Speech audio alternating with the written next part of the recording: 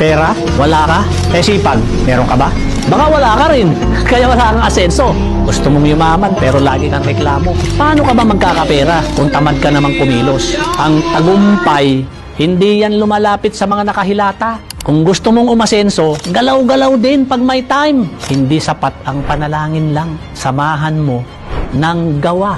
Dahil walang yumayaman sa puro pangarap lang. Lagi mong sinasabi, wala kang pera at ang hirap ng buhay. Pero kung titignan mo, ano ba ginagawa mo araw-araw? Gising sa tanghali, tapos puro cellphone lang. Wala kang ibang ginawa kundi tumambay. Paano ka aasenso? Wala ka namang ginagawa. Kahit gaano ka katalino at kagaling, kung tamad ka, wala kang mararating.